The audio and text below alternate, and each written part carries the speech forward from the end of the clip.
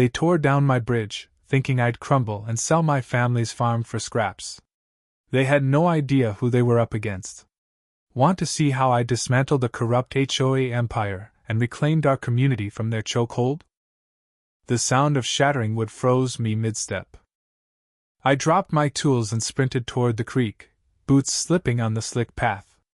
3 men in orange vests were hammering my bridge to pieces, while a woman in a tailored blazer stood by, arms folded, smirking. "Stop! What are you doing?" I yelled, scrambling down the bank. "That's my property." The woman turned, her gold necklace glinting in the sunlight. "Mr. Carter, I presume?" "I'm Victoria Langston, president of Willow Creek Homeowners Association. This structure violates our standards." I stared, dumbfounded. "This bridge is on my land. My family's owned this farm for 5 generations, long before your gated mansions sprouted up." Victoria's smile was cold. "Our survey shows the creek marks the property line.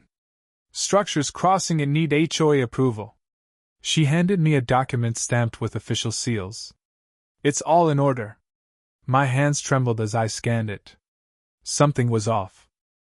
When I built the bridge last year, I triple-checked the county maps. The creek ran entirely through my land, with the boundary 10 feet beyond it. "This is fake," I snapped. "Your survey's wrong." A worker muttered. "Told you he'd be a pain." Victoria sighed, patronizing. "Mr. Carter, we know change is hard for old farms like yours, but Willow Creek has property values to uphold." Across the creek, my neighbor Karen watched from her deck, phone up, filming. She'd griped last month about my combine harvester, ruining her view. When I crossed the bridge to my fields, "I want the original survey," I demanded. "And stop wrecking my property." "The demolition's approved," Victoria replied, glancing at her watch. "Raise concerns at our next board meeting, first Tuesday, 7 p.m. Residents only." The bridge was now a splintered wreck. Each broken plank hit like a punch. That bridge wasn't just wood, it was built with timber from my great-grandfather's grove, my hands, my sweat. "This isn't over," I growled. Victoria's phone pinged. She glanced at it, then at me. "By the way, my partner wants to discuss your charming farm." She handed me a card, Willow Development LLC, her husband's firm. The puzzle clicked. They wanted my land. "We want progress, Mr. Carter. Your outdated farm clashes with our vision." I pocketed the card. "My family survived the Dust Bowl, floods, everything. We'll survive you." Her smile tightened. As she left, I noticed a camera on Karen's fence, aimed at my property. When was that installed? Who was watching? That night, I pored over old property maps, cross-referencing county records. The creek was mine, no question. A knock broke my focus. An older man in a creased suit stood on my porch. "Mr. Carter?"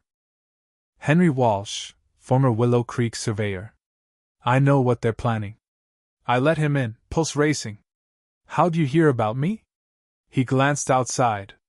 Word spreads when someone defies Victoria Langston. Henry's tale was chilling. The HOA wasn't just after my bridge, they wanted my entire farm. The fake survey was step 1, followed by harassment to force a sale. "They fired me for refusing to sign off on their lies," he said. 30 years, clean record. I won't start forging now. After he left, sleep wouldn't come. From my window, the ruined bridge looked like a broken promise under the moon. My phone buzzed, an unknown number. Back off. They always win. Who had my number? I shut the curtains, feeling exposed.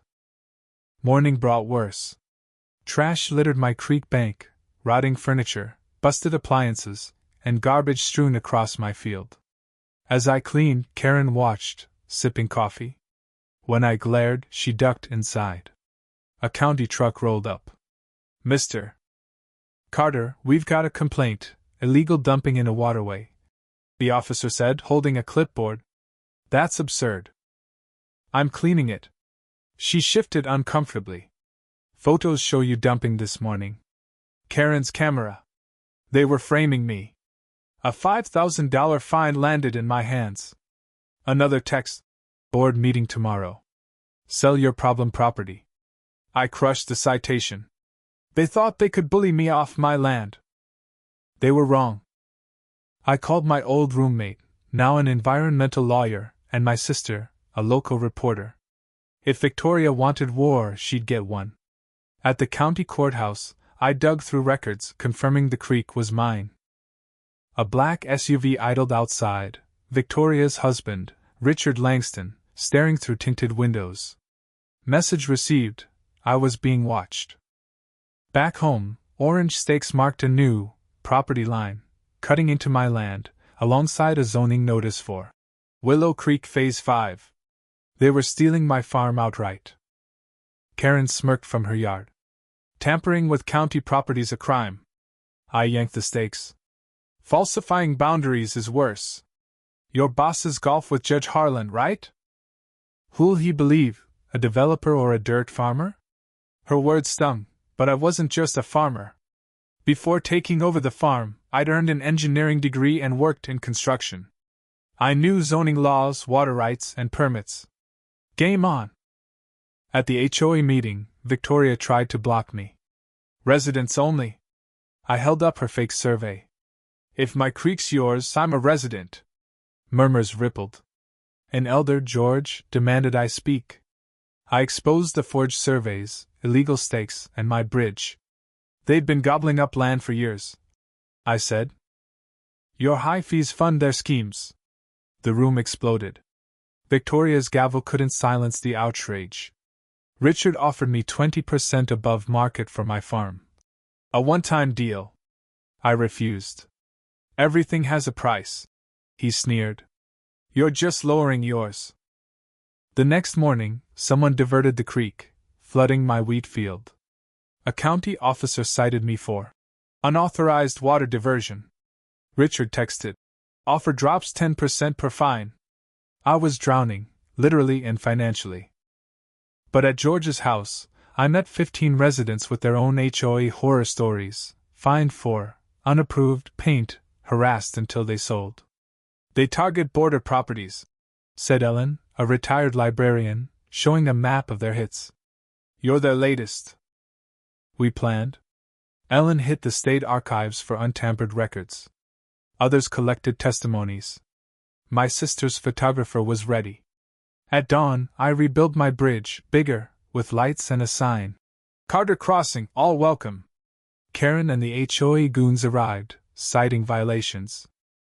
I pointed to my cameras and county permits. You're trespassing. They backed off, but an emergency HOA meeting was called. Saturday, my farm buzzed with a potluck. Families crossed my bridge, kids played, and tables groaned with food. Victoria stormed up, screaming about illegal gatherings. I faced her. This is my land. Your rules don't apply. She called security, unaware that my sister's reporter friend, Michael, was recording. Sheriff Daniels arrived. Property dispute? Ellen handed him our evidence. Forged surveys, fake minutes, diverted creeks. Victoria paled. Those are private. Fraud's a crime, Daniels said. Neighbors piled on testimonies. Michael flashed his press badge. Mess. Langston, comment on your HOA forcing sales for your husband's condos? Victoria snapped. These people cling to their junkyards over progress. Her rant recorded sealed her fate. Daniels warned her to lawyer up. As she fled, construction rigs rumbled nearby, her final gambit. The newspaper broke the story. HOA caught in land grab. TV crews swarmed my farm. Richard offered. Any price. I refused. Permits froze, drones mapped the creek's illegal diversion. Ellen's team uncovered Victoria's secret. She'd founded the HOA to weaponize rules, buying distressed properties cheap. At midnight, a crash woke me. Victoria, in a bulldozer, was smashing my bridge, cackling. Your farm's mine! I recorded as she charged my house. I ran, diverting her to the creek, where the muddy bank collapsed, trapping her machine. Deputies arrested her, listing charges from fraud to vandalism.